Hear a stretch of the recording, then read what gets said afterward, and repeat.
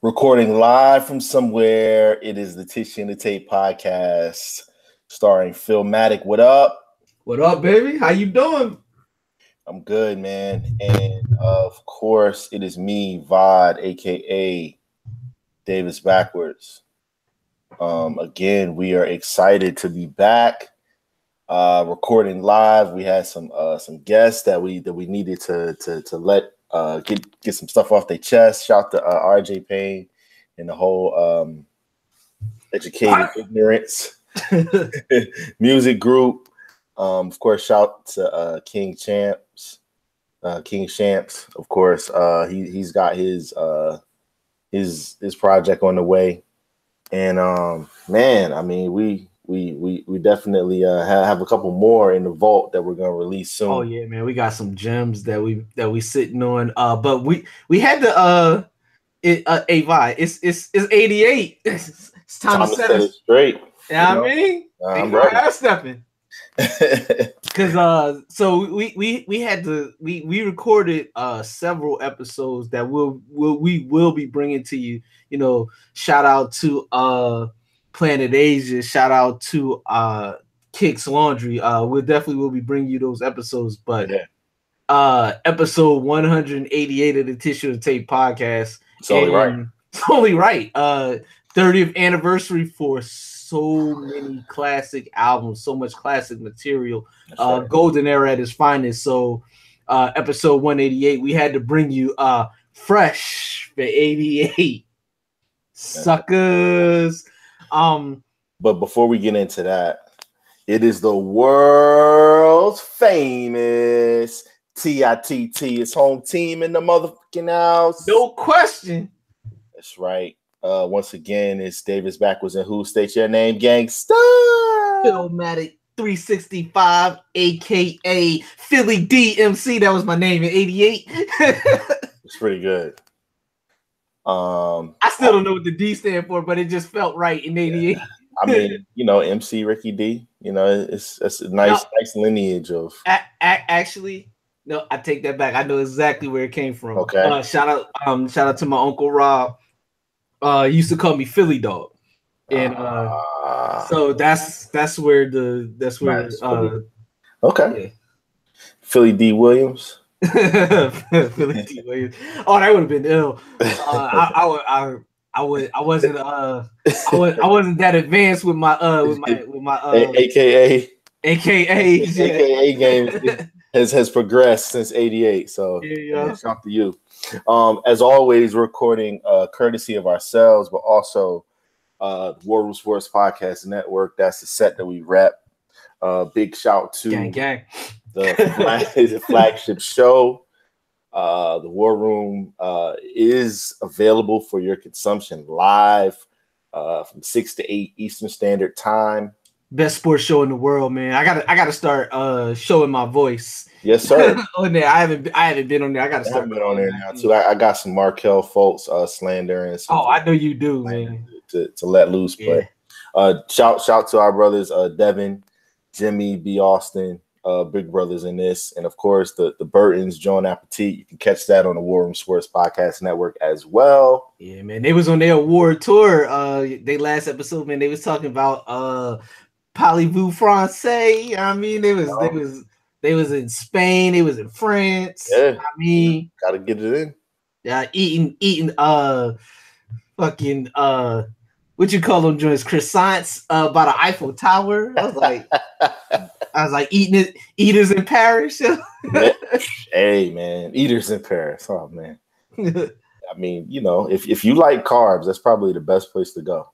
Yeah, you know, they got all the bread you need right there. Yo, I need to get there. Me and the champ. That's one place we had the opportunity to go, and we was like, we want to go we wanted to go to an island, so we switched it, like, you know, before we had to make the final decision, and we ended up going to Antigua. Yeah, but yeah, that's somewhere that we definitely will be heading. Just to put it, it's on the bucket list. Got to. Yeah, man. In the meantime, though, we definitely want to give a shout out to Tally and Twine. Absolutely. Official timepiece of the Tissue and the Tape podcast. of course, you can rock out with them. Check out what they got, tallyandtwine.com. Absolutely. Got some great things coming up with them. Absolutely.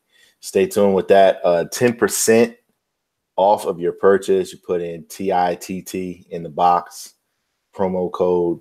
You know what time it is. Like we've been saying before, it's that time of year. You got graduations, you got Father's Day, you got just because, man. Just because. Yeah.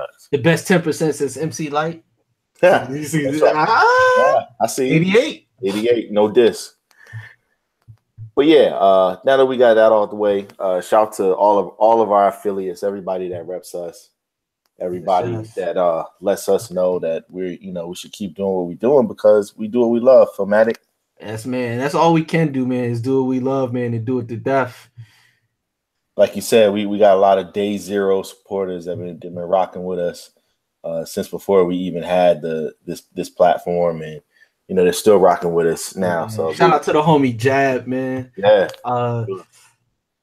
And then we got a lot of new supporters though, man. Got a lot of new supporters, especially in Europe. Speaking of which, I mean, I'm definitely hopefully when I do end up in France, is because we doing a live show. But shout out to Nice, France. I hope I'm saying that right. Got a lot of listeners out there. Of course, Adelaide, Melbourne, Australia. Amsterdam coming through strong in the last couple episodes, and yeah, man, real hip hop lives in Europe. It's true what they say. That's what they say, right? Shout out to I still love it.de. Yeah, man. So 88, we'll get right to it. So can't rule with half stepping. It's a year that a lot of us that are our age, we started to take responsibility and started to really take like autonomy over what we were listening to. Because before, hip hop would be played late at night, it'd be played on the weekends, and then during the rest of the week, or just the radio, at least what we were privy to, we had a lot of Freddie Jackson, Luther Vandross, Alexander, just like good music, but it didn't necessarily speak to the youth as much as hip hop did. Exactly. It wasn't made for us. Not yet. And as we saw, 85, 86, 87 roll around, when record labels were scrambling to find hip hop acts, even ones that were never even known for Black music, really, that didn't have a huge staple of Black artists, they were scrambling to find. Or weren't even rappers at all. They just looked like they could potentially be rappers. Exactly. So they were looking to just get hip hop acts, and then 87 happened. They started to see the tours, the fresh faces and all the money that the was lights. Yeah. And then 88. Yo, for most people that I've talked to over the years, this is probably the most not only the most important year of hip hop, but for most people that really follow this culture, the best year. They consider it the best, the highest amount of quality in a single calendar year. And it's hard to argue it. I mean, it's hard to argue against it, I should say. Like if you look at it, like there were approximately 55 to 60 studio LPs that came out. Yeah, and I would say close to, I mean, I would say probably 80 to 85% of them were very good and above. Mm-hmm. And then I would venture to say probably half of those, were excellent, and a large percentage were classic. I mean, or even if they weren't classic albums, they produced classic singles. You're talking about It Takes Two. You're talking about Top Billin', which weren't classic albums, weren't a part of classic albums, but are classic singles undoubtedly. you know, and you can still put those on the day and they still resonate and still draw a reaction, even from younger listeners. So, I mean, yo, but before we do that, I just gotta talk about the fact that we're the same age. I'm a few months older than you, but we were 8 and 9 years old in 1988. We were, and you know, at the early part of it, for me, I'm 8. I turned 9 in April. You're 8. You know, you turn 9 November. It's yo to think. I think about, you know, we both have children. I have an 8-year-old daughter right now. To think about her listening to the music that I was listening to is crazy when I think about it. But I mean, to be actively listening, not listening to it because somebody put it on, but actually seeking it out, grabbing a CD, or in her equivalent, you know, going to, you know, Tidal or Apple Music and you know, pulling up It Takes a Nation of Millions to Hold Us Back, or Straight Outta Compton, or The Great Adventures of Slick Rick. Oh God. So the moment I feel. It was the moment I feel. So what the fuck? No, but it's just to show you, like, it was just a different time. Yeah. You know, hip hop was so new. It was such a youth movement.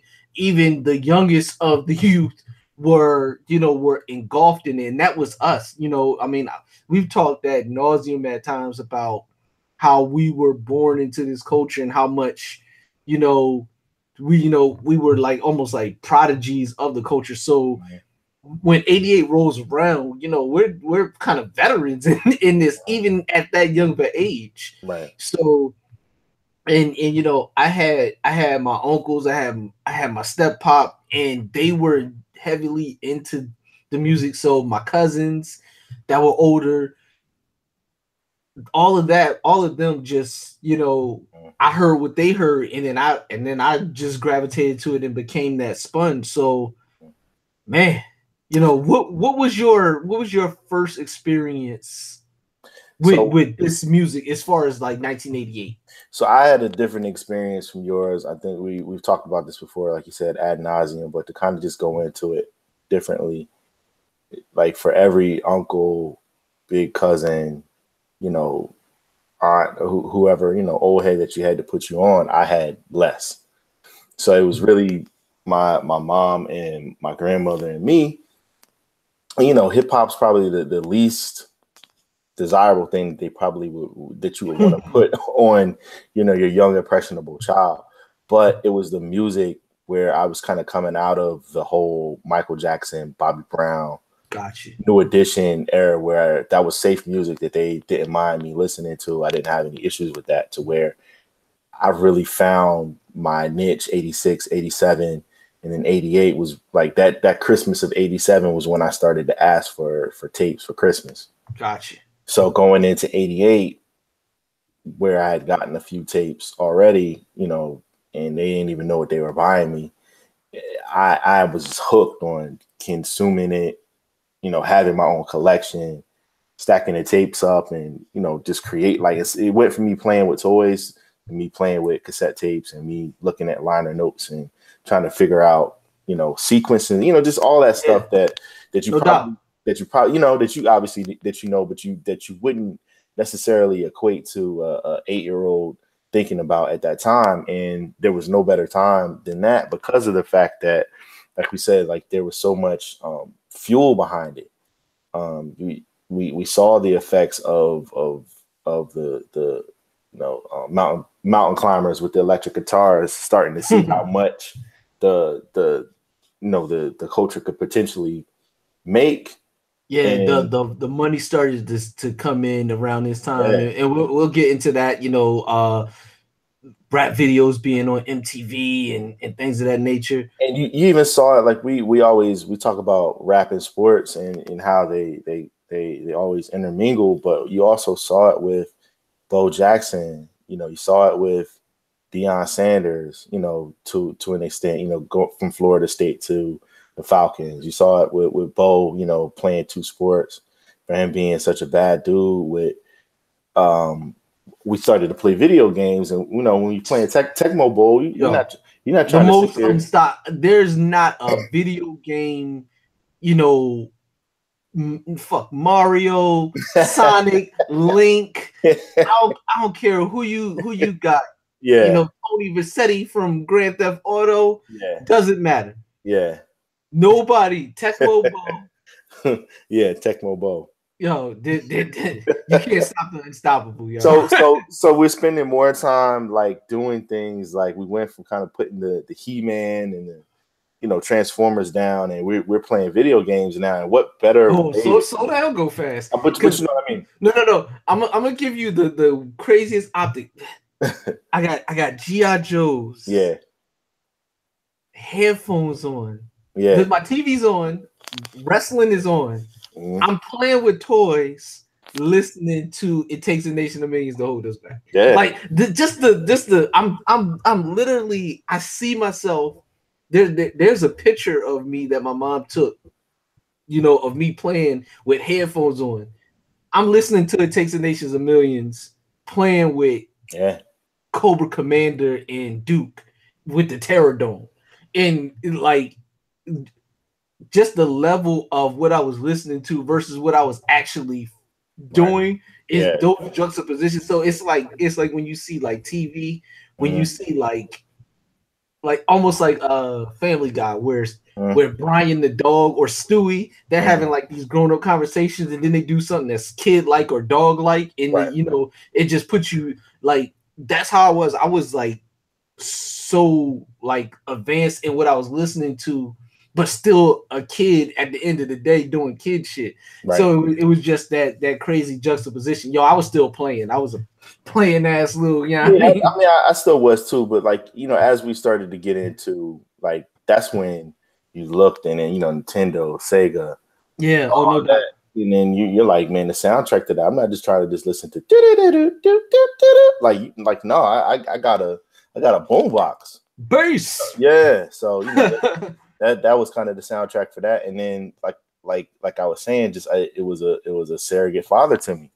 Like it was really, you know, just not necessarily getting jewels, because I didn't understand what that was at that time, but it was just people that I thought that were cool, that were just saying some fly stuff that I just could, you know, I just always liked. And I was like, man, like, so I just gravitated to it, and 88 was the perfect time for it, because like I said, just with the introduction of all these crazy personalities in sports, Dominique, Bo, Dion, it just all just came together with hip hop too, where, you know, you really saw Kane and, you know, Flavor Flav, just all these and don't forget Money personalities. Yeah, of course, and Money.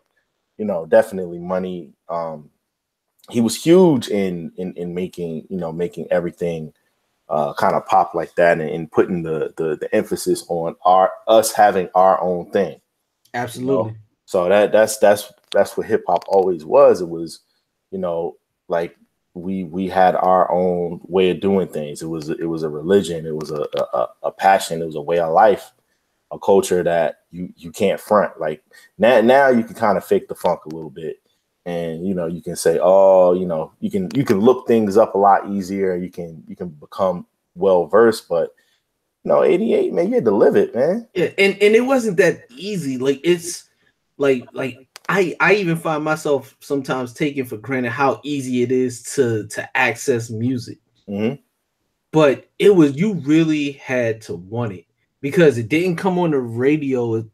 It was starting to come on the radio more, but it was real relegated to late nights. And, you know, you had to ask your mom if you could stay up, and then you had to try to fight to stay up and make sure you set your tape, you know, and if you fell asleep, hope somebody else recorded it. Then you had to buy it. You had to go buy it. This is the year I got my first actual CD in 1988.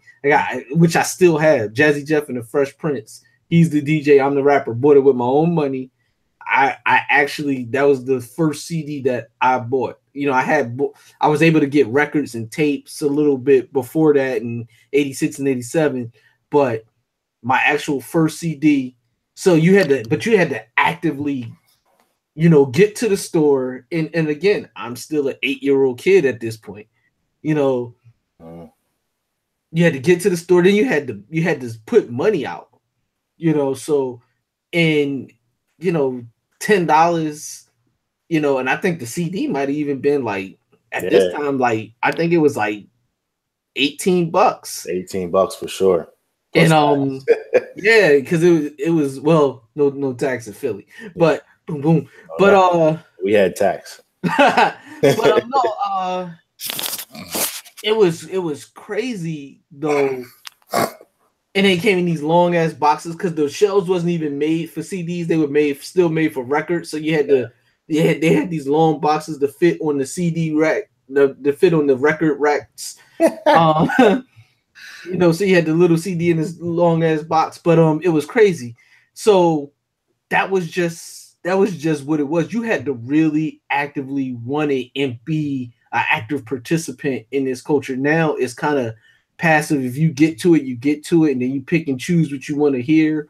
It like you were so thirsty for hip hop music at the time that you would literally digest this music, and over and over again. And so, it was just, and then also in 88, this is where like you really started, like you said, starting to see like the growth, the nationalization, even more so of hip hop. But I mean, let's get into it, man. Let's we put together some of the lists of some of our favorites from that year. What you want to start with? Let's start with actual MCs. I mean, let's get right to the crux. Right? All right, so being that it was 88, we decided to pick our top 8 MCs from 1988, and we each compiled our lists, and so we'll make that available on the social media platforms and everything. But Vi, all right, you set it off.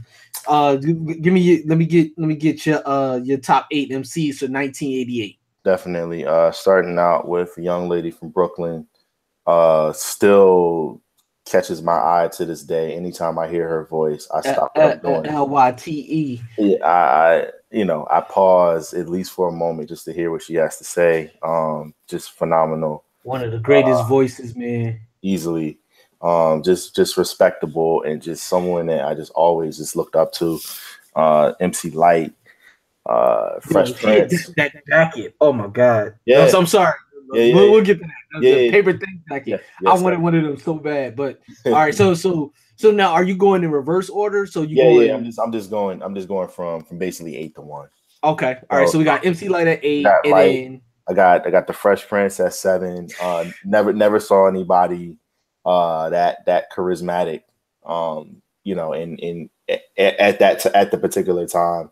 Wasn't trying to be tough, was just being himself. Just yeah, man. This was himself, and it was just infectious, and it was easy to listen to because I could play it very loud and not worry about like curse words and stuff like that. So like you were saying, that was your first CD. That was one of the first ones that I had as well. I still was rocking tapes back then, but it was just very easy to play and not get in trouble for the lyrics and stuff. Chuck D, I mean, come on. I mean, what do you say about him? Too strong. Yeah, Uncle Chuck, man, like just always was standing on his own too. Never compromised himself, and it was a great, like to say, juxtaposition for flavor just to just see those two, this very serious guy, and then this guy that was somewhat of a jokester, but they combined to make just powerful music. KRS, I have my things that I say about him, but overall, 88 was a year that I couldn't front on KRS. I spent a lot of time listening to him. The house that I was staying in while my dad was at work, that's all they played all day, like all day. So it's like a piggy bank, and this is 1 penny. Yeah, yeah. So I just by default, I ended up knowing all of the words to a lot of the records that I now look at and be like, wow, I was listening to that back then. That was deep. Eric Sermon, a guy that I ended up really having a lot of respect for as I got older. Once I learned that he was, making a lot of these beats, and he was the maestro, so to speak, behind the whole EPMD sound and everything that was going on. So shout out to E Double, MC Ricky D. Hard not to like, man. Especially for a little kid looking up to him with the shine, with the smile, and just the way that he was styled. Most stylish dude back then, for sure. Yeah, still, just the, like, you talk about confidence, like, like nobody had a level of like, I don't even think like the Kanye West that we know and loved. Right. Some of that is contrived. Like, some of that also is just I'm so scared, or I'm so depressed that I'm gonna project this on you, but I'm really actually not that confident. I'm actually kind of self-conscious. Like, I don't think people ever fully know like how confident he called people crumbs. Like crumbs. That's just like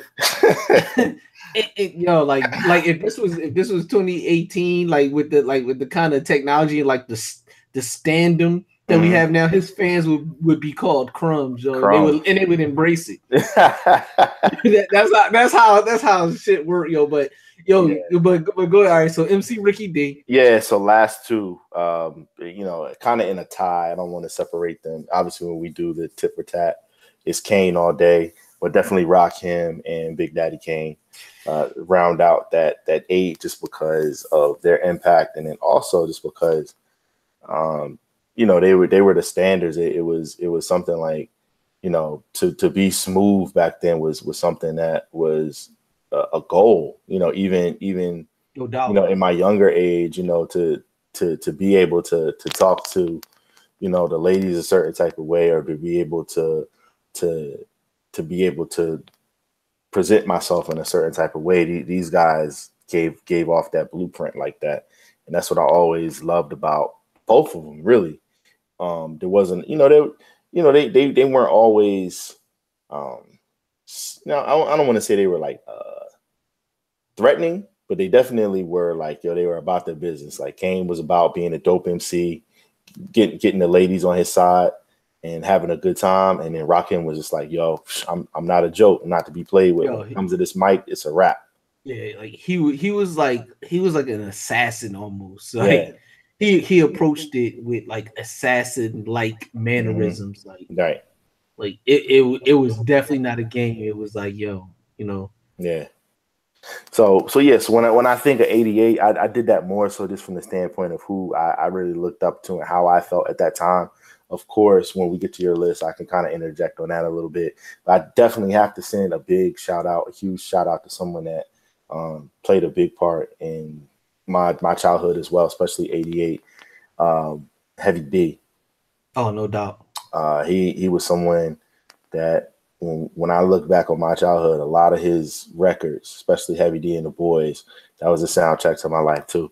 So definitely Overweight Lover was definitely in the house, man. Yeah. Rest in peace to him, and then also just giving a salute to the contribution that he gave to the game. Yeah, no doubt. And for my list, similar. I think got a couple different, but my number 8 was the Fresh Prince. As I said, it was the first CD that I bought with my own money. Just charismatic, great storyteller. Like you could hear the genuine, like he was truly himself. And as a kid, I could relate to him more than any of the other people that I was listening to. He was the closest thing to who I was at that time.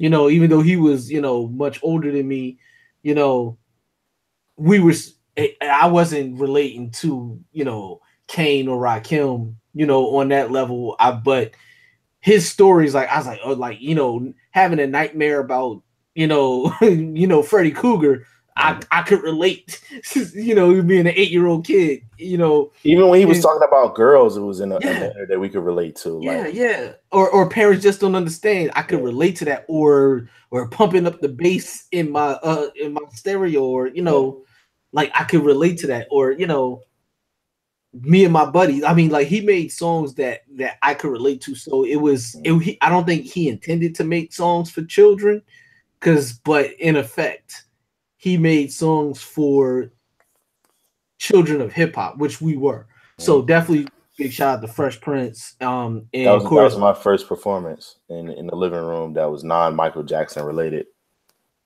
Because they used to have me come out from my room and perform. Oh yeah, every black family had a kid. So it went child from laboring. Because what Bad came out in '87, so I used to have to come out there and perform Bad, and then that summer of '88 just changed. So then they made me do Fresh Prince from like '88 and '89. So yo, white families teach their kids how to do taxes. Black families got their kids out here performing.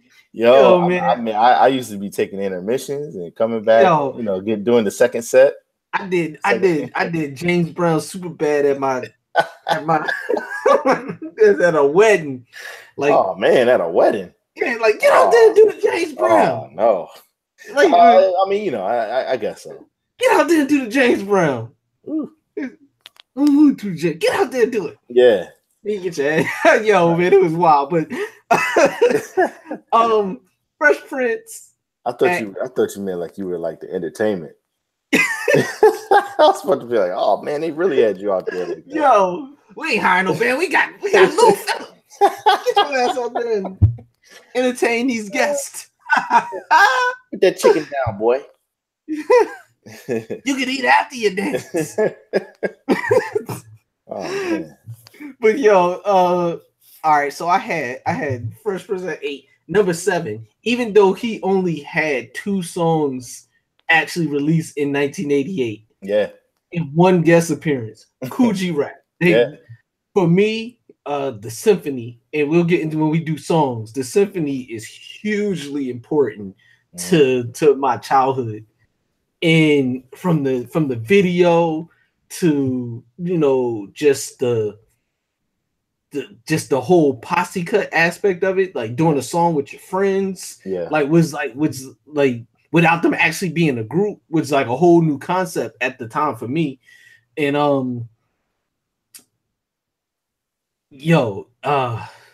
Road to Riches. When I was 5 years old, I realized there was a road at the end I would win lots of pots of gold. And I was like, you know, yo, I want to be on the road to riches. Yeah. Like that sound like the road I want to be on. I mean, and then Poison, like 2 of the hardest records. I mean, for that era, they would just like, and you could see like, all right, this is different. This is like, you know, the movies I probably shouldn't be watching either, but on you know, they're making it into music, and we'll get into, you know, as we go up the list, you'll see where that really went. All right, at number 6, Chuck D. Chuck is the voice I hear in my conscience. Like when I'm a grown man and I'm speaking what I feel is eloquently, Chuck D is the voice in my mind, like still to this day. He's so important to the man that I've become, to the responsible human being that I've become, or like to think that I am almost, you know, like 63% of the time.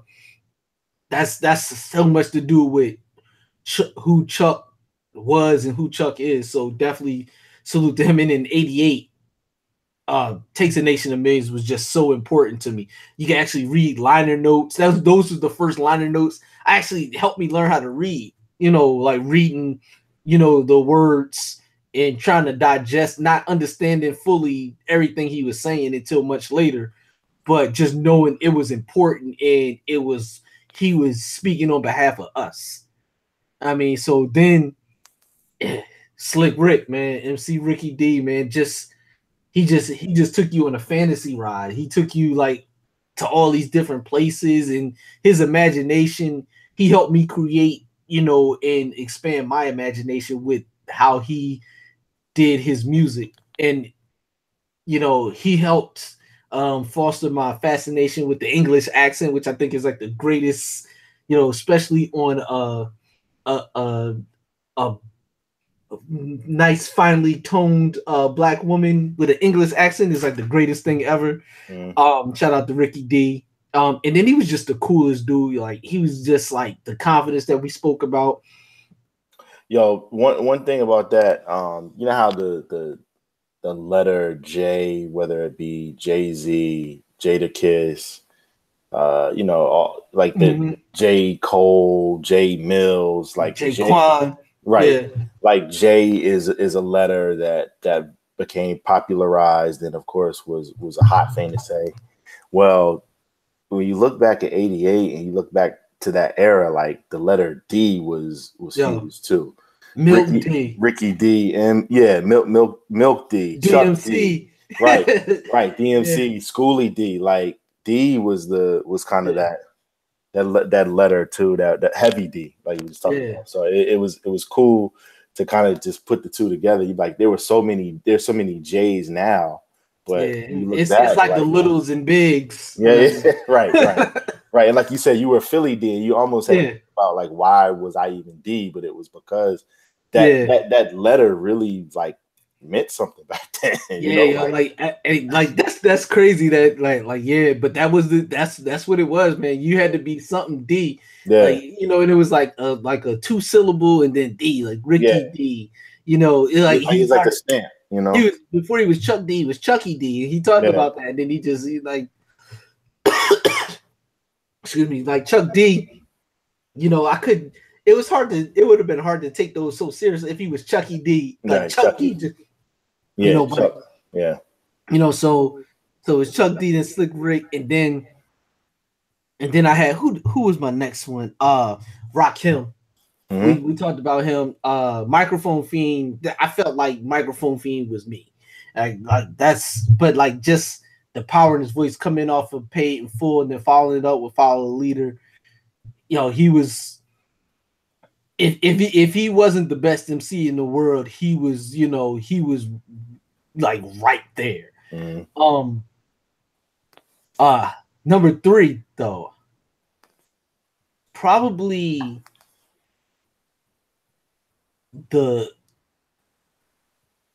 I would say Ice Cube is the number 3, but Ice Cube he's number 3 for not only because of the words that he said, but for the words he wrote. I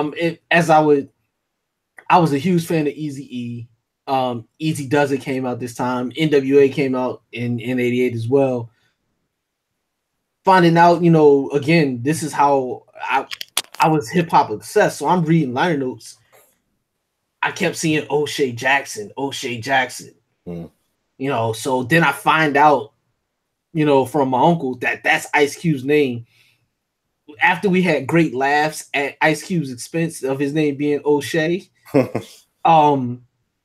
was like, yo, he's really writing all the words. It was basically him and DOC and MC Ren writing everything, but so Ice Cube, I put him at 3 because of his bars on Straight Outta Compton, but also for the things that he wrote for Eazy-E. He wrote, Boys in the Hood. He wrote Easy Does It. He wrote all of these great, classic, monumental records in 1988. And then my final 2, KRS, by all means, Philosophy, My Philosophy, that whole Jimmy, KRS was already my favorite guy coming into '88, just because Criminal Minded, I absolutely loved that record. But number 1, and you can, for those that can see this, my shirt says it all. I mean, it in '88 when Kane ruled with Half Steppin', Big Daddy Kane was not only the coolest dude in 1988, he was a showman. He was the illest MC. it was just, it was ridiculous. The amount of talent that was in this dude, from closing out the symphony to his debut album, Long Live the Kane. He was just to writing for Biz, which Biz also dropped the album in '88, and Kane wrote a lot of the major hits on there. So his pen game was mean, and he was, for my money, the best MC in the world in 1988. So it was, dude's still incredible. I saw him, a few months ago, him and Rakim, ironically, and he's still ill. Like, he's still like, he delivers those bars as if it was 1988 with the same charisma, with the same flair. He may not be dancing as hard, but you get that same feeling, or I get that same feeling that I got in '88 when I first heard it. It's just incredible, man. And you're talking about 30 years. Wow. So that I mean 30 years, right? Yeah. And he's still shutting down venues. And definitely shutting down performances. Anybody that saw the NPR Tiny Desk concert that he did, I mean, it's worth your while. Definitely check it out. And that's what I'm talking about. Like the showmanship, live performance and just showmanship in general is such an underrated part of being a great I MC. felt like I was watching like a Sinatra or somebody. Because you were. Yeah, I mean, you were watching our Sinatra. Right. Like he's that's what you call a master at work. Yeah. Like it was incredible, man. So that was my 8, man. We had pretty much the same list, sans a couple, but yeah, man. The MCs and definitely I wanted to give a shout out to Kid and Play too, just because not necessarily because they were the best MCs, but they were extremely, like, their brand of hip hop was amazing to me in 1988. I mean, it got the party going. I've never been the biggest dancer, but that got you moving, yo. Mm-hmm. So it was their music, and I always wanted the highest of high top fades. Yes. So Kid was just like a role model. That I thought, it was just amazing. Yeah. So before we actually just get into some more lists, I wanted to definitely give a shout out to Chuck D once again. When we talk about the branding of hip hop, we talk about elevating the MC and elevating the art form. That's something that he was extremely instrumental. Absolutely. And especially in '88. But when we look at some of the popularized things now, as far as the graphic tees and some of the things that are now coming back out, some of the streetwear brands are selling, on the resellers market, it's like $500 for, a t-shirt that, that we either had back in the day, or it was either album cover that, kids never saw before. And it all started with the importance of logos. Absolutely. And logos were something that set you apart. Definitely we saw that with the label logos, from Def Jam to Wild Pitch. Delicious Vinyl, Tommy Boy. Right. Some of the ones that just stuck out so much. But I wanted to give a special shout out to Chuck D and definitely Run-DMC for having 2 of the greatest logos of all time. Iconic. Definitely. Just some quick facts about those. Run-DMC, it was widely known that theirs came from a graffiti artist by the name of Said Adams. He had gained a lot of notoriety for maybe being responsible for it, and then when they cleared up the story years later, when they talk about the story of Run-DMC, it's actually 2 ladies that ended up being pretty much responsible for that. Anytime we can do that, as far as giving props, whether it be the tissue cares, if don't nobody else care. That's right. Black, white, Latino, doesn't matter. The ladies have obviously had a a huge impact on the culture. Brown, yellow, Puerto Rican, and Haitian. Shout to Fife. Ashley Newton, who back then she was the head of A&R at Island Records. She commissioned a young lady by the name of Stephanie Nash, and they collaborated essentially to Nash. She did the making of it, and Newton was the one that made sure that that's what happened as far as Run-DMC getting out there. And if you look, man, I mean, from Mos Def to, if you even just look at Run NYC, Run LA, Run DC with Barack Obama, right, exactly. For my money, that's probably 1A or 1B to Public Enemy's 1A or 1B, depending on how you call it. And as we were talking about earlier, Chuck D he graduated with an art degree, so he was an artist, outside of the mic, and he actually came up with the Public Enemy logo before there was even a group.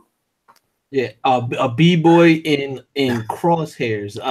How prophetic! I want to make sure I say that right, so it doesn't sound like pathetic. Prophetic, with everything that we got going on in the world, with cops and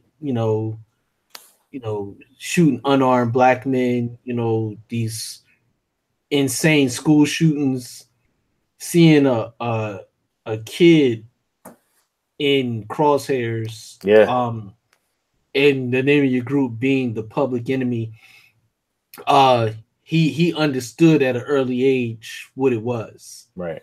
And how we were viewed. It came through in the music, obviously. Absolutely. Everything he said, he wasn't rhyming for the sake of riddling, and he really meant that. But yeah, I definitely want to give those two particular groups a shout out. 88 was kind of like a touring year for Run-DMC, coming off of Tougher Than Leather. Movie broke records. Yeah, the album put them in a different lane. Movie was trash too, but movie was horrible. Man, I went to see that on a Sunday night with my mom, and I remember, I was into it, but she was like, she was like, you owe. She was like, you owe. I don't know how much movies were back then, but she was like, yo, you owe me. You gonna pay me back for that, yo. I never forget that. She's like, you gonna pay me back for that. She was like, that movie's terrible. I don't think I've watched it since, man. I didn't see it in the movies. It's been on like TNT or something like back in like the 90s. But like, yo, I just remember the Adidas being bulletproof and just. It's like, I was like, that joint is a stinker, man. Shout out to Run. But. Thank God they made Run Towels, because 88 might have been a bad year. Because I mean, but although the movie, for what it cost, from what I remember, I believe it did good. But I need to check that. I need to see for sure. Like, how much, I'm sure they turned a profit, but I hope so. If they did though. She held me there too, because we used to go to the movies on the weekends. She was like, yo, you could pick. I was like, you gotta see Tougher Than. She was like, man, you owe me for your ticket and mine. Shout out to Miss D, man, for calling you out on that whackness. She's like, man, you. Woo. But just the fact that they were a rap group in 87, 88, they got to make a movie, right? A major movie picture that came out in the theaters. Yeah, was incredible. So, definitely big shout out to them for even being able to be that big enough to make a movie. Hold up. Let me see. Tougher Than Leather.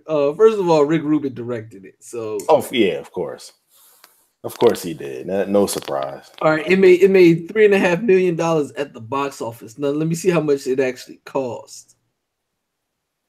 They said it was 1980s blaxploitation. This is one of the critics called it. I mean, they said it was much like films like Shaft and Black Samson. Oh, hold on. So we know it made 3.5 million, but I need to know how much that joint cost. But yeah, man, just the fact that even early as 1988, MCs were starting to branch out. Yeah, branch out, and this would later really start to show through with somebody that got big props in 88. Will Smith, everybody knows what he will become. MC Lights on TV now. Queen Latifah.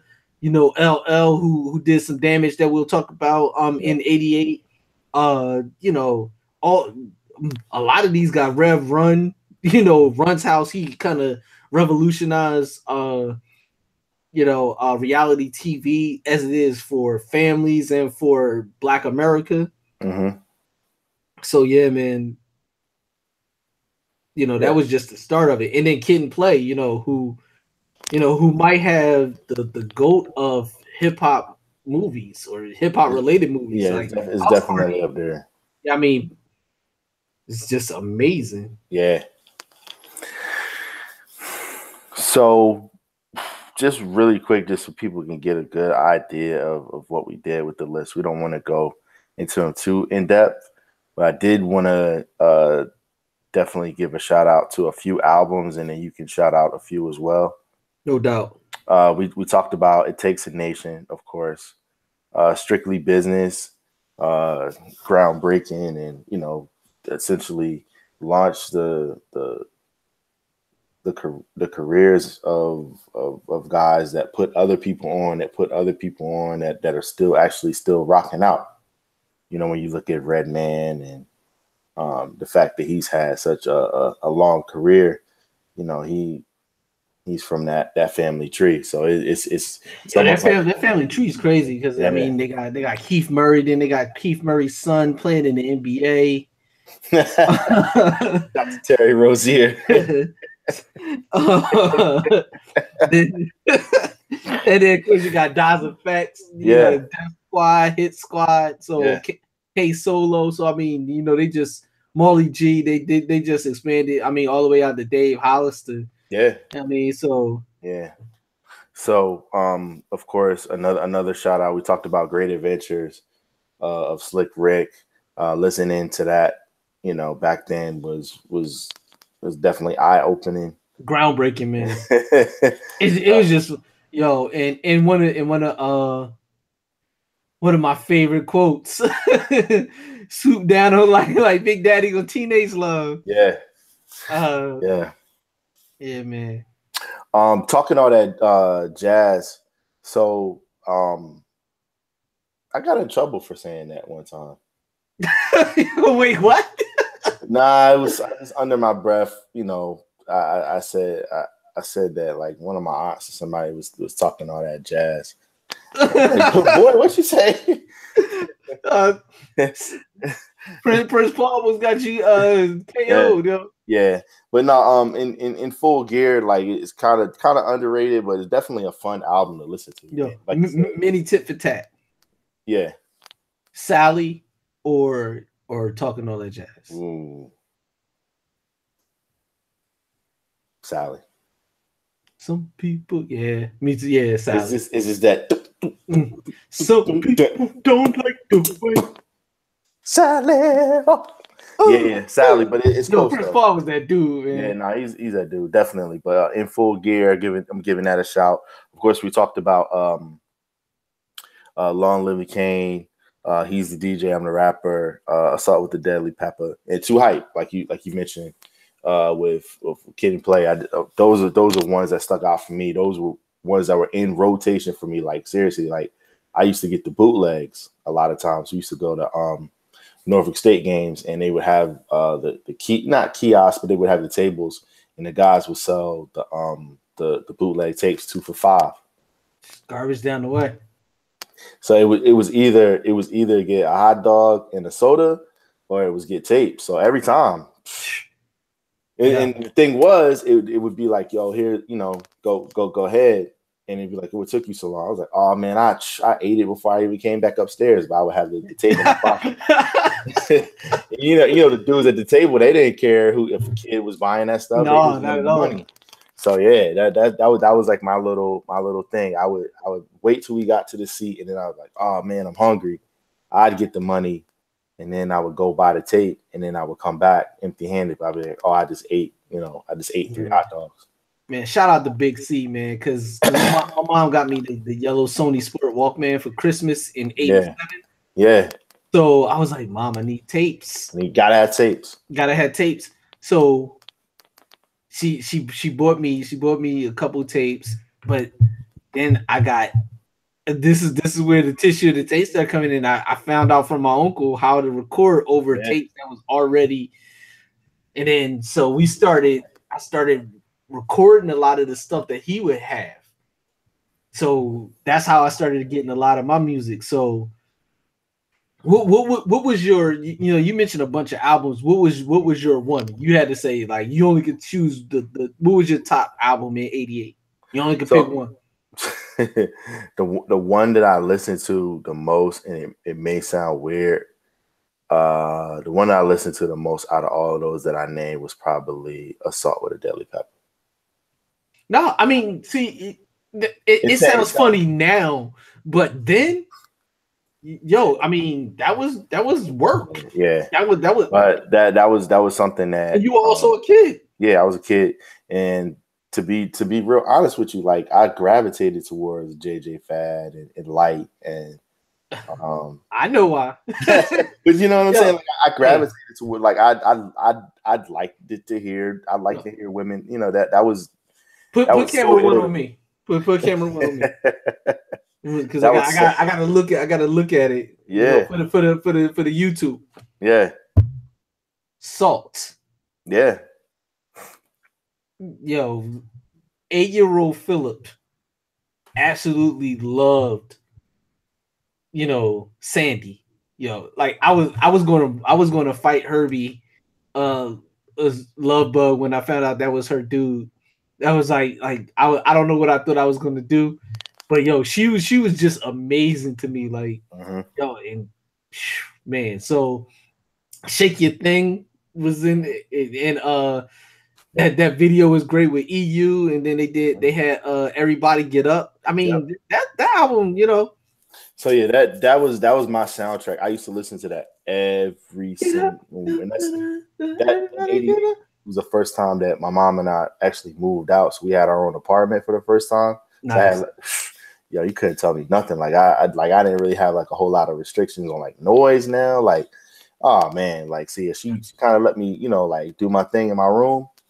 I used to listen to that every single morning. Yeah. So this is 88. I'm trying to think. In 88, had we moved yet? All right. So in 88, yeah, we were living in Logan. Right off of Broad and Lindley. We living on Kamak Street in the high-rise apartment. We were on the 7th floor in 88. But I would still go to my grandma's on the weekends, and I'll stay at my grandma's house in the summer. So when I stayed at my grandma's house, I shared a room with my uncle, and he had the Radio Raheem boombox. Yeah. So that's where I would be getting my music from. But my mom, when she moved into the apartment, she was a single young lady, and she had a stereo system, the componentry where you had pieces. Oh yeah. Yeah, I mean, so you had a dual cassette deck, which was like a luxury back then. She had a CD player, so this was like a big deal in '88, having an actual CD player in the crib. So, I felt like we was doing it. And like, so that was my thing. She didn't put any restrictions on me in terms of what I listened to. She understood the kid I was, that I wasn't gonna, emulate or try to, listen straight out of Compton and join the gang. To establish that trust though, like yeah, it plays a part. My mom was a little bit more stricter with that, but as I got older, she started to kind of be a little bit more lenient. But because again, think about it. Like this is something by the time '88 rolled around, like this still, even to them, this was still kind of foreign to them. Yeah, and see, my mom, she had a little bit more understanding because she had younger brothers and sisters, right? Like, and they were like the bridge between me and her, right? So when I was 8, I'm trying to think. So she was 32. So she wasn't, you know, I mean, 32 now, you know, listening to hip hop is normal. But then you know, you were listening to Smokey Robinson. She was going to Budweiser Superfest and shit like that. Yeah. You know, so hip hop wasn't a thing for a 32-year-old at that time. So and then you had Albie Shore and Keith Sweat, like man. yeah. So she was. So they was getting it going back then. My aunts and uncles and my cousins were the bridge, and you're like, oh, you know, he fine, we got him, you know. So and it was just what it was. So yeah, man. So I had that freedom. So Salt and Pepper was yours. Mm-hmm. For me, and this is 100% my Uncle Corey, man. My number one album, I'll start right at the top, man. For me in that time frame, it was Takes a Nation of Millions to Hold Us Back, man. He was a huge, ridiculously huge Public Enemy fan from Yo Bum Rush the Show the year before, and then with this, like, I wore a clock, yo, like, yeah, I had a clock. It wasn't the big, you know, wall clock that Flav wore. It was a little mini joint, and then we got to the joint where you could change like the little pieces on the little stopwatch joints, and yeah, but I had a clock. Like Flav wasn't like now, like people was like, oh, he was a crackhead or he's a clown or whatever. He was the entertainment. He was the humor in a very, like, Chuck talked about very, very serious things. So he was like the balance. So Chuck didn't feel so preachy. You know, you had, you know, somewhat of not even comic relief, but just, you know, a break in of the seriousness of what Chuck was giving you. So because like his ad libs weren't like when he used to ad lib and stuff, like the ad libs would be good. Like, yeah, like, it wouldn't be like silly, you know what I'm saying? And it would put a point on, you know, it would put an explanation point on something Chuck was trying to get across to you. Yeah. Now of course they let him do Cold Lamping with Flavor, where he just wilded out. You know, they I guess somebody promised him a record and they was like, yo, but the beat was insane. So, you know, it was one of the things that he could have said whatever and it just was going to go. So, but yeah, Takes a Nation of Millions was that album for me. Like, it helped me to learn how to read better because I was reading liner notes. I was starting to understand what it meant to be Black in America because of that album. But, you know, Straight Outta Compton, that changed everything. Like, first of all, you starting to get an idea of what California is like. And then, to me, at this point, California was two things. It was the 49ers and it was NWA. It was, you know, even though, like, you know, San Francisco and LA are, you know, 8-9 hours away from each other. That was my whole, and then of course, you know, Hollywood, you know, you made movies, you know, you was in a gang, or, you know, you was the best football team in the history of the earth. And it was a world away. Yeah. That was my at 8-9 years old. That was my reality of what I perceived California to be. But it just took you to a whole other world. It gave you their view of how things are, and then just like we talked about this the other day. Those two albums to me are the same coin but opposite sides. Takes a Nation of Millions and Straight Outta Compton, they're essentially saying the same exact things, but totally different ways. Like, the best way, Takes a Nation of Millions is Black Panther. Straight Outta Compton is Killmonger. And how they deliver, and they essentially want the same things. They want to be treated fairly, but Killmonger is going to take it. You know, T'Challa, you know, Black Panther, he's more diplomatic about it. And even though Public Enemy was feared, you know, by mainstream and by white people, white America, they they were at their shows. They were the ones buying the tickets. When Public Enemy would go out on tour, they were going out with the Beastie Boys. You know, so they wanted their fan base. You know, they did a lot of they recorded a lot of the interludes on Takes a Nation of Million in England. You know, so they had this worldwide appeal, and it was more inclusive, like understand who we are. This is why we are hostile. We got a right to be hostile because of things that happen. Understand. NWA was like, fuck that. And fuck y'all, because this is what y'all been doing to us, and y'all want to pretend like it's not happening, so we're going to talk about it. You know, and they got respect out of fear. So it's crazy when you think about it, like Night of the Living Bassheads and Dope Man, for example. Dope Man is the cause. Night of the Living Bassheads is the end result of, what Ice Cube and Easy talked about on Dope Man.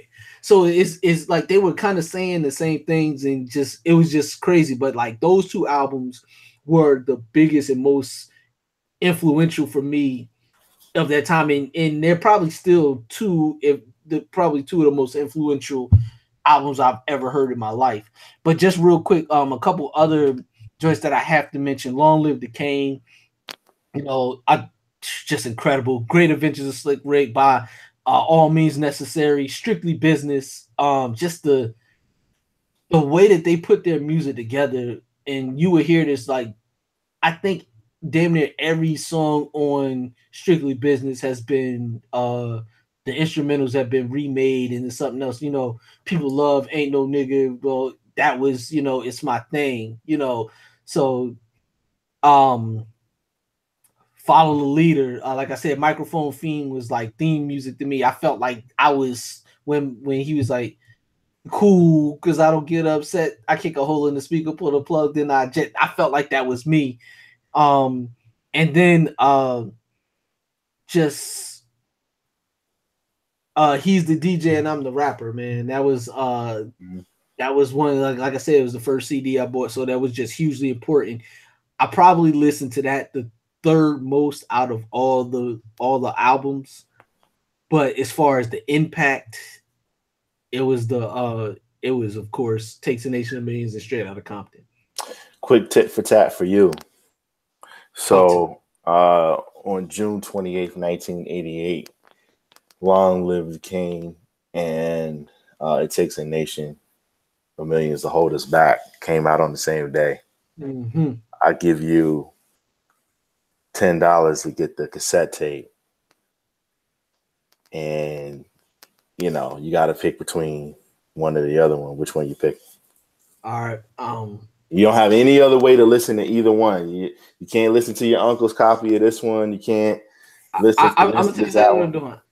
You see who's on my shirt?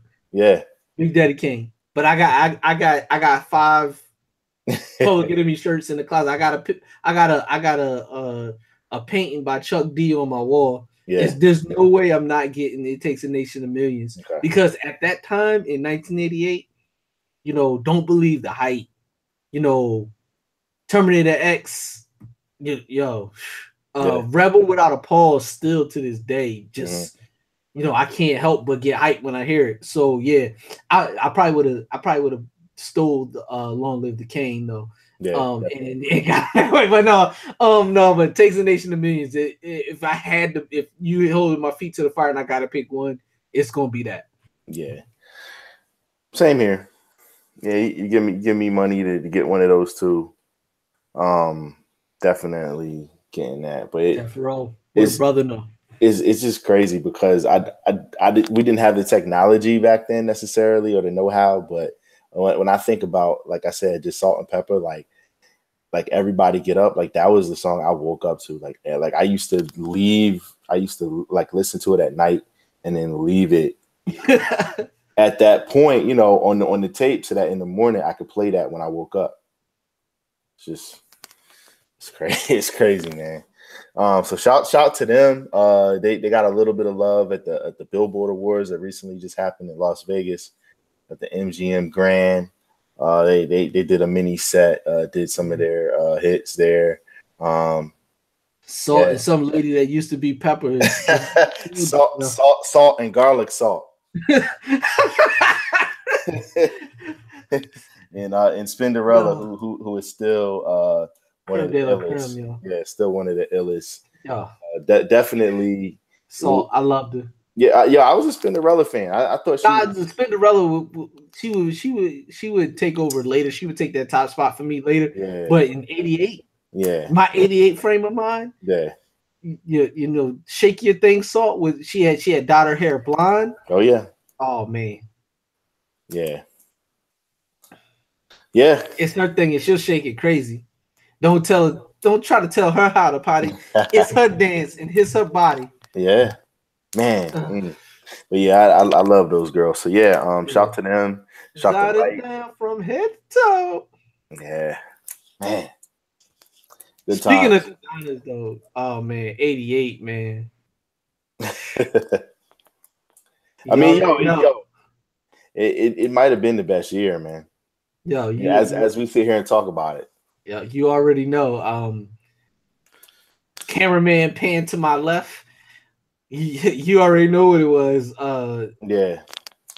If you follow me on Instagram at PhilMedic365, you've probably seen the picture of me and my mom, summer '88, matching as only you could in 1988. Match with your mom.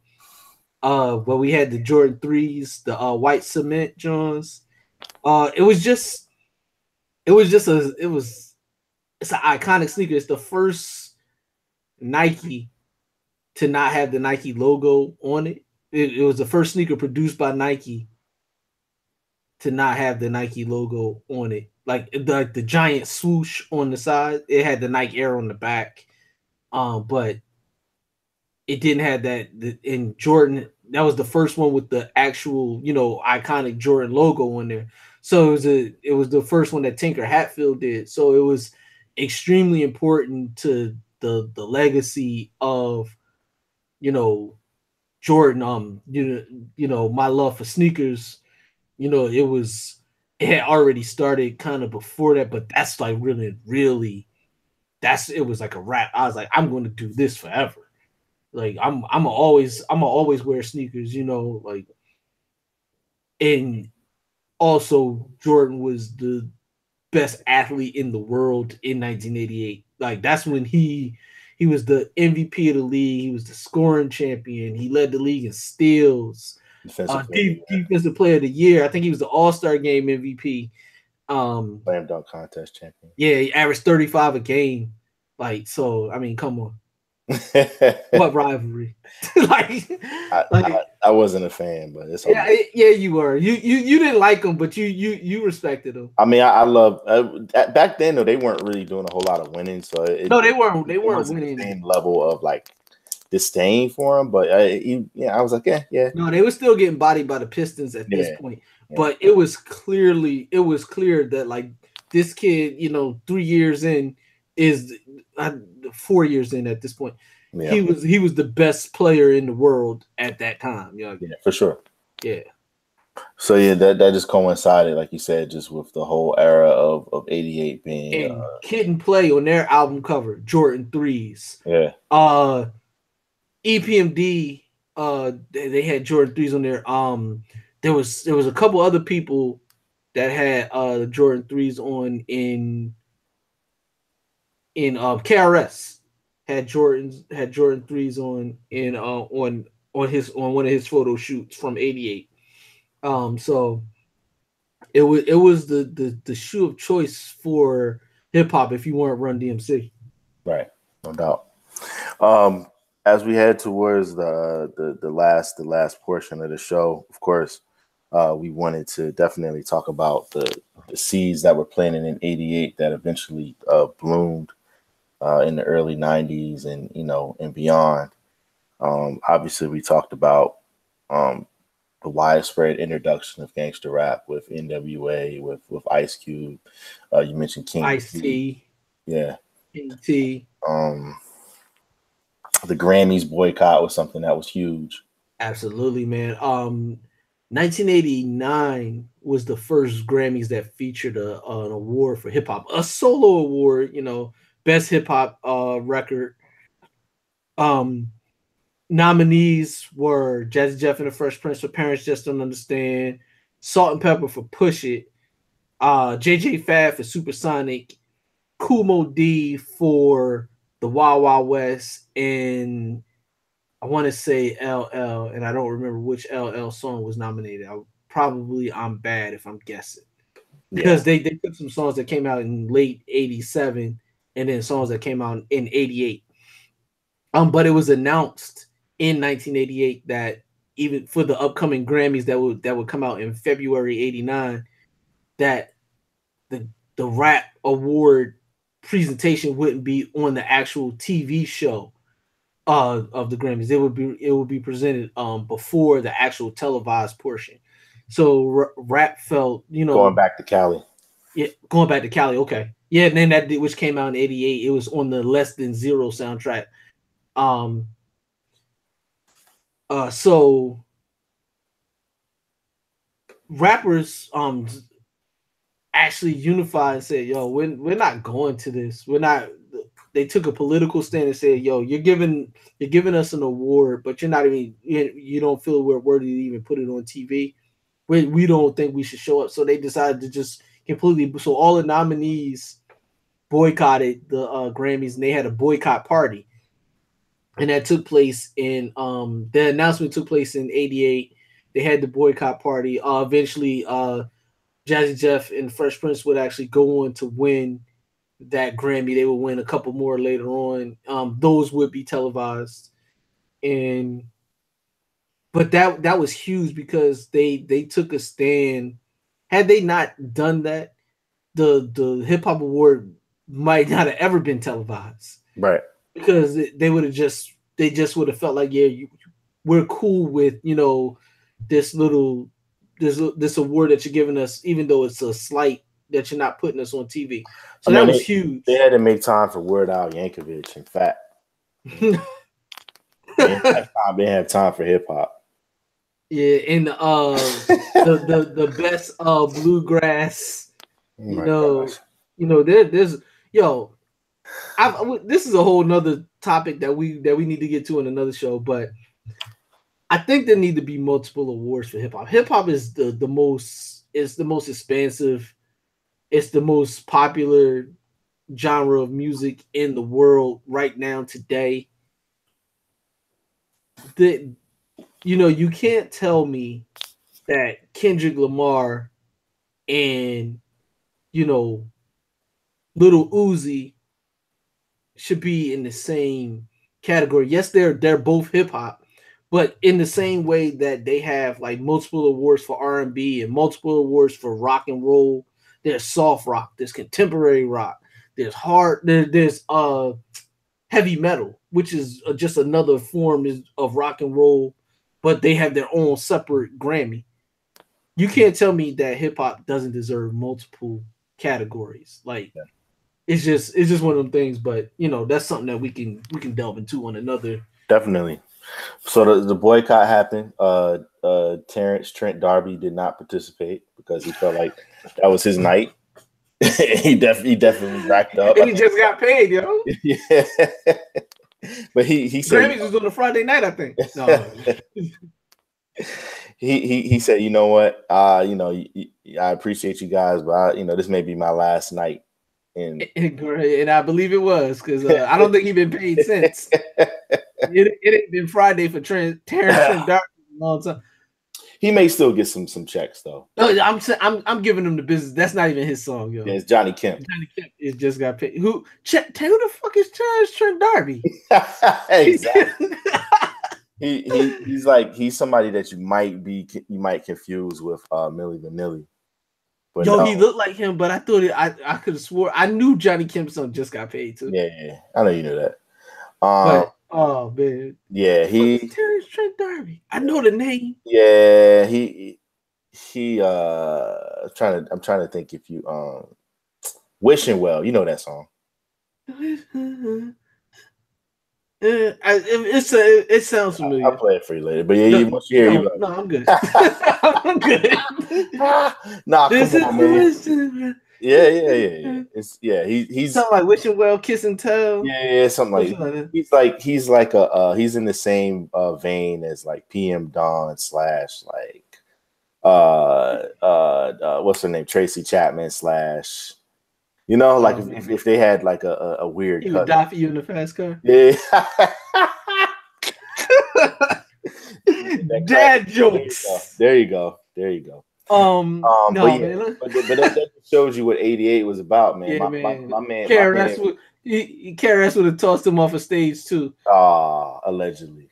Well, no, it happened. Yeah, no, it's been confirmed by multiple sources. It definitely happened, yo. We just didn't have Instagram back then. So God, I would. Oh man. Yo, could you imagine the memes? No. Sonic rings and. No. All right, man. I shouldn't be so. Is that the one that died? Yeah, it is. Oh man, damn. so as we move on, Yo MTV Raps. Yes. Part in 88. Let's test your hip hop nerdness. What was the first video they played? Oh man, that would be a total guess by me. I have no clue.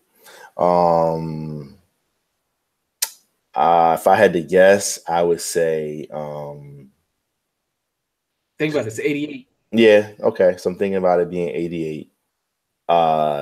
Children's Story. Good guess, but no. Okay. Eric B and Rakim, Follow the Leader. Okay. It was the world premiere. The actual first episode was they were on the Def Jam tour. They had the or it was either Def Jam or it was the Run-DMC tour because they were with Will Smith, Jazzy Jeff and the Fresh Prince, and Run-DMC. They were there, and Fab Five was live on tour with them talking to him. But the actual first video that they showed was Follow the Leader, and it was a big deal. It was the world premiere of the video, and it was like they did it like mob style, like Eric B and Rakim took on the mob in the video, which was just great cinematic imagery, and it fit who they were at the time. Like, yo, we not taking no shit from nobody. Yeah, nobody's smiling. Yes, they're serious. You know what I mean? So that was actually the first video, but Yo MTV Raps became an iconic. It became a Saturday night tradition, and ultimately a daily tradition when Ed and Dre got their episodes popping off, and Freddie still maintained Saturdays. It was like, because a few years before that, Michael Jackson had to threaten to sue him to even get his video. He was the biggest star in the world to even get his videos on. And then eventually Run-DMC would get on with Walk This Way, but to have a show strictly dedicated to hip hop was a big thing. So, man, shout out to everybody that was involved in getting that. Ted Demme was instrumental in getting that on air. Rest in peace to Ted Demme. And then it would later, it would be, about a year later, then Rap City would come on. So they MTV actually got a hip hop show popping off before Black entertainment television did, which says a lot. Par for the course. Yeah, about that, about how slow, even which BET was still Black owned at the time, how slow they were to embrace hip hop, but also MTV executives recognizing there's an audience, and there's some money to be made in this genre. They got advertising dollars, and they got viewership. I mean, to the point where they expanded it, and that opened the floodgates for a lot of the big budgets for music videos, because it was another platform for people to promote their singles. Yeah, because for our younger listeners, believe it or not, MTV actually showed music videos. It's called MTV Classic now, but the way MTV Classic looks now is exactly how actual MTV looked, you know, in 1988. Yeah, definitely. So as we start to wrap up this we had to episode 188 of Tissue and the Tape podcast had to talk about 1988. Big shout to DJ Rick shout to Reem. Yes. Shout to our whole family tree as well, everybody that we rock with. It's good to just be able to have these types of conversations. We're gonna, of course, make sure that we have our list available so people can see what we're talking about. Feedback, man. Yeah. I put the question out there, to our followers on Instagram, who they thought, like what album they thought was the best from the era. Most people said, it's an impossible. You can't really go wrong. It was such a difficult decision. One of the ones that came up, there were two that came up the most though. Great Adventures of Slick Rick came up. Who people were saying is probably one of the, if not the most underrated LP of all time. Yeah, it's extremely underrated in its brilliance. I still got MOP Warriors as the most underrated, but that's a whole nother show when we talk about the underratedness of music. But yeah, Great Adventures of Slick Rick came up, and Takes a Nation of Millions were the two that seemed to get Kid and Play got a lot of love though. Yeah, Kid and Play did. Kid and Play they hold a special place in people's hearts though. Yeah, man. Remember that time, and just what it was like to be able to just be carefree in that respect. Yeah, man. His greatest house party was, I think, I know they wouldn't change it, but I think it actually hurt them as music artists. For sure. But yeah, that their first album was Ola. Yo, I love that video, man. With the food fight. Yeah, you know what I mean, like that was just I remember, that was just so dope. But one of the things, Bob, before we get out of here, I gotta know what were some of we talked about the albums, but what were some of the songs? Because there were a lot of classic singles in '88 that are will still get the dance floor. Yo, and it's funny too because of the way that again music was disseminated. The labels used to let the singles breathe for a while, so you would have the single for a while before you get maybe sometimes 2 singles before the album come out, sometimes 3. Yeah, and sometimes the single was the only breath they had.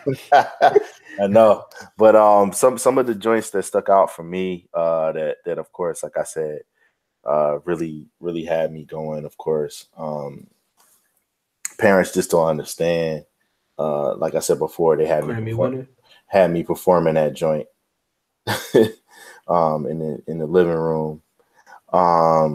Push It. It's kind of been oversaturated now.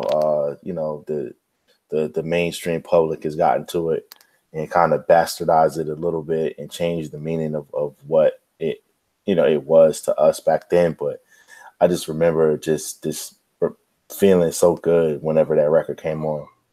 And then I know what you was feeling. The video was something where that definitely spandex bodysuits full and custom leather jackets and gyrating and thrusting. It definitely went down. What the fuck was Herbie doing in the background? I have no clue, man. I know. Wait a minute. Only the sexy people. Another song that they took from us, man. It Takes Two.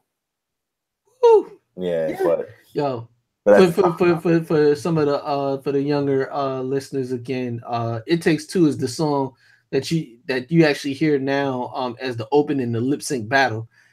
In the current season of the lip sync battle hosted by LL and Chrissy Teigen.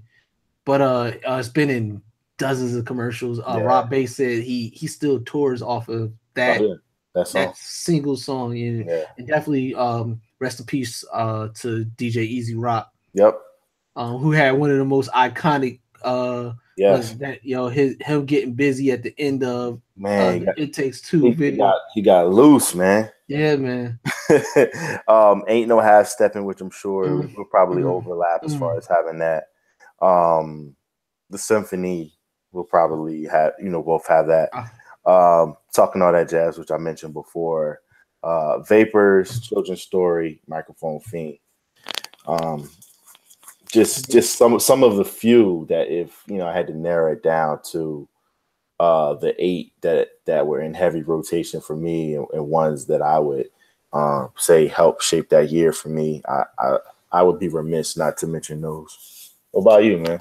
All right, so of course Ain't No Half Stepping. Brain Cells Are Lit. Microphone Fiend. I've spoken that several times during this podcast.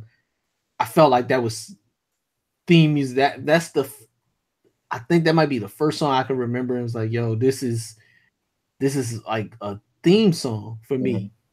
My philosophy, like, I love that song, but I even thought the video was even more brilliant. How they would drop the music out and let KRS kind of just speak to the audience, almost like the lecturer he would eventually become.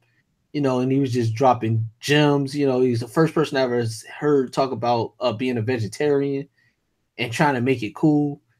I'm still eating chicken to this day. Sorry, Chris. Chicken's delicious. But I understand the sentiment. I understand why you said it and the importance of it. And you shaped a lot of people in a movement. You'll never get the credit for it, but you were the first person, I think, period, that I ever heard say, yo, I'm a vegetarian. Being a vegetarian is a good thing. Like it's better for you. On some levels it's morally better for you, as well as health. So, but in the midst of crushing MCs, and telling them they wick whack, I mean, Rebel Without a Pause. I spoke on that. Just the energy and the power and ferocity of which Chuck spoke. And the knock on there, Bomb Squad, when we talk about underrated as a production unit, Bomb Squad don't often get props they deserve, but just look what they did for Cube, and one of Rakim's biggest hits is because of them, along with a bunch of other things they did. So It Takes Two, of course, I actually bought that 12-inch of It Takes Two. Children's Story. The actual only song on Great Adventures that was actually somewhat kind of a little bit even maybe Hey Young World, but Children's Story was just, and then the way they flipped it, telling kids a bedtime story. I actually being the born and raised hip hop nerd I am, I've actually rapped that as a bedtime story to my daughter. So of course, Children's Story, The Symphony. Told you about how much and how dope I thought that was. And then the last one, this was the hardest one because there was so many other songs. Biz Is Going Off was one that always played a lot, but Gangsta Vibe. There was something about the opening lines to Gangsta that just, here's a little something that a nigga like me never should have been let out the penitentiary.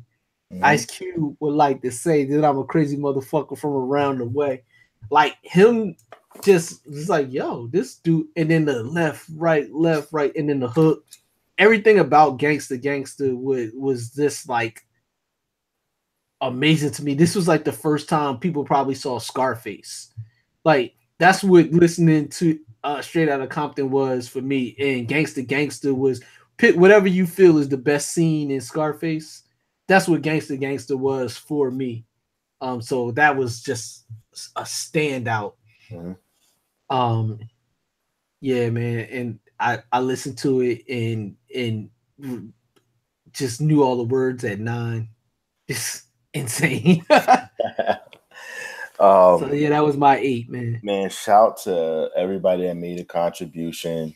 A lot of times the mixing engineers, the producers, yeah, all the Bob Powers of the world, man. Yeah, definitely. They don't get a lot of the credit, but the people behind the scenes that made all these incredible records and shows and concerts happen, they were a part of establishing a legacy that is still holding true. And now you look 30 years later and you see how dominant the genre, the culture, and the overall mentality is on this planet. And a lot of this started from 1988, and we're reaping the benefits of it now. Some some of it is not necessarily to our sensibilities that we had growing up, but I still say that we're in a place where we're still progressing. We haven't seen the last of innovative hip hop, and like years like 1988, 1993, 1996. These are years that will forever always be looked back on and revered. Absolutely, man. And on that note, as right before we get out, I just want to say, man, there was way too much. We could do another 2 hours talking about all the other great hip hop. If you take away everything we mentioned, there's still My Posse's on Broadway came out in 1988. Ice-T's Power, which Darlene, oh my God. Like, as much as I love Salt, Darlene on the front of the album cover holding a shotgun is one of the greatest. For anybody who's never seen the Ice-T Power cover, Google it. Make sure you also Google the rear cover as well. That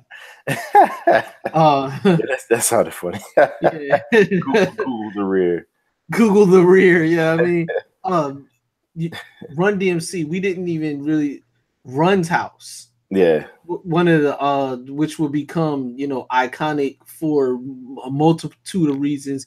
One, the reality show Run's House, where they used that as the theme song. But Down with the King, 5 years later they would sample themselves. They would sample Run's House for Down with the King. And anytime you want to quiet a room, all you got to do is just go in and be like, yo, there was a lot of MCs that touched this stage. But I want y'all to know one thing. You're like, oh man, what are you about to say? Yo, this is my house. yo, that's another dude that he didn't swear he nice. Yeah, he knew he was nice.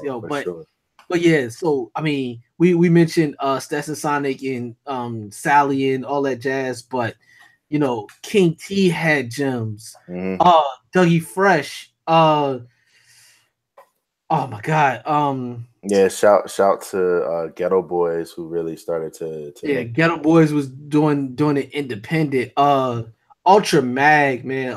Critical Beatdown is one of those albums that was so dope, and it never gets talked about. So I just wanted to make sure that we mentioned that. Easy Does It. The Boys in the Hood are always hard vibe. Yeah, pause. Sure. Pause. But yeah, and for those that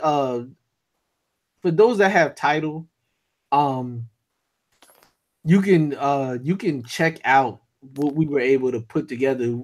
A few years ago on our other outlet, Hip Hop 365, we did a playlist battle. Before that was a thing, Vibe. We kind of started this gangster shit.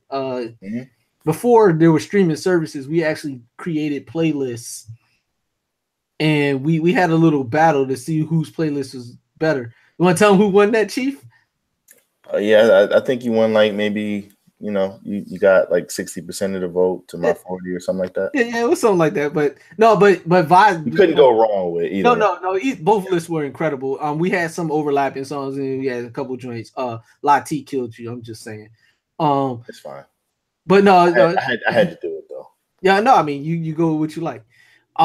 But I combined the list that we created, and then I added a couple other joints that, because we had certain parameters for our list at the time, but that we don't have now. And basically did 88 songs for 1988, and you can download that on Tidal. It's called Fresh for 88, which is the same name of this episode. Yeah. Hit us up for the link. Actually, the link is in the bios on Instagram, on my page at Philmatic365, as well as at Tissue in the Tape. And I will add it on mine as well at Davis Backwards. Yeah, so you can down. So if you have Tidal, or go sign up if you never had it before, get it free for 3 months and check out Fresh for 88. You get in, and then by the time you listen to that, you'll understand what we mean about the importance of this year. Oh, what more can I say, Vad? Vad is chilling and Phil is chilling. That's what I was gonna call the episode, but I was just like, but Fresh for 88 just felt right. But no, Top Billing, another song supremely iconic. It's been sampled. Right. People talk about the lunch table and grinding, like how lunch tables are never the same. But just know, before grinding was out, like Top Billing had the lunch tables on. That Go Brooklyn. Yeah. Yeah, and just it's just stop scheming and looking hard. I got a great big bodyguard, like one of the, just heavily sampled. Another one of my favorite lines coming out of 88 from Dougie Fresh. Try to diss me and I'll give you a token. Yeah, that's maximum sonnage. Yeah, I mean, once again, this is episode 188 of the Tissue and the Tape podcast. Davis Backwards. Even when I'm by myself, HeatHolderz. Even when I'm by myself, Hip Hop 365. Yeah, I'm Hip Hop 365. Even when I'm by myself, I'm War Room Sports Podcast Network. Even when I'm by myself, and I'm Phil Maddox, Code D, partner in crime, man. Heat holder number 2, the chocolate heat holder. Even when I'm by myself, man. So salute to you and salute to all our listeners. Philmatic, take us out with the fader. Okay, gang. Man, so much, man. I can't forget. You know where I'm from, Vad. 215 till I die. Tough crew. My part of town. North side. I couldn't leave this episode without remembering. And even more so, just as great as my part of town was, it was something being from North Philly. And when Northside came on, you had to tuck yours in, North Philly would take your top 10s if they was patent leather on that note. And shout out to Camden, man, the Crown Rulers, super underrated, but were also produced by Ice Dog from Tough Crew, who in a 1988 bringing it back home, Figure 8, Ice Dog, who was the producer and one of the MCs, LA Kid, I apologize, one of the producers from the Tough Crew, he ended up marrying one of Vad, Latrim. Ah, okay. Bunny from Latrim. We like the guys with the cars that go boom. Yeah. I can't explain to you how magical this was. Our introduction. Even before, for me personally, even before Luke. Mm-hmm. This was my introduction to Miami bass. Oh yeah. Because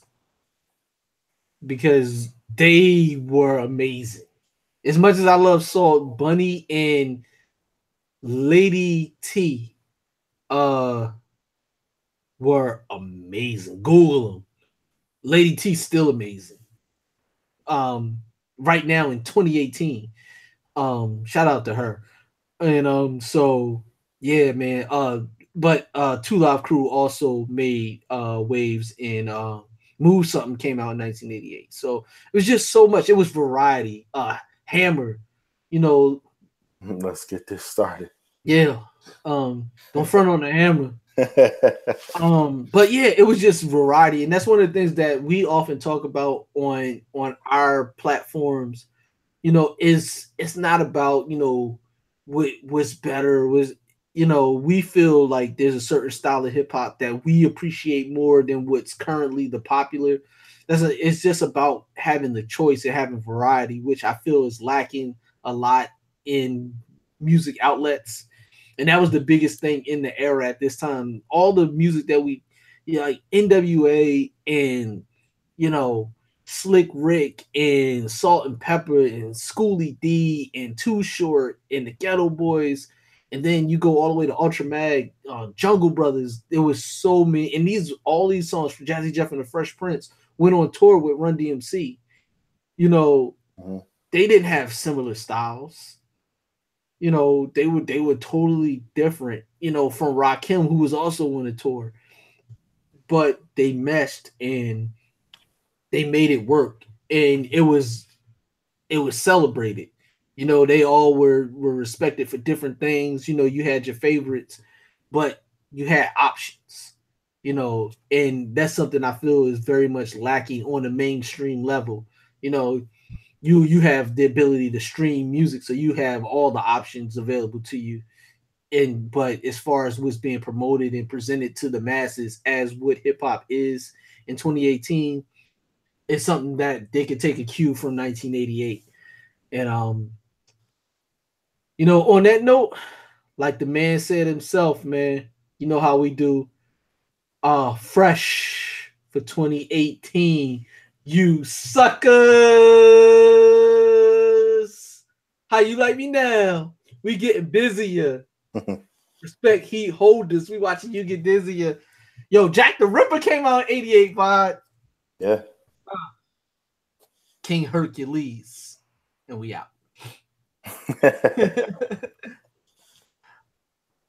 Another podcast. Yo, LL was wilding on that joint. Yeah. Mo D ain't want no smoke. Nah, he didn't. Crush Ice-T's curl too.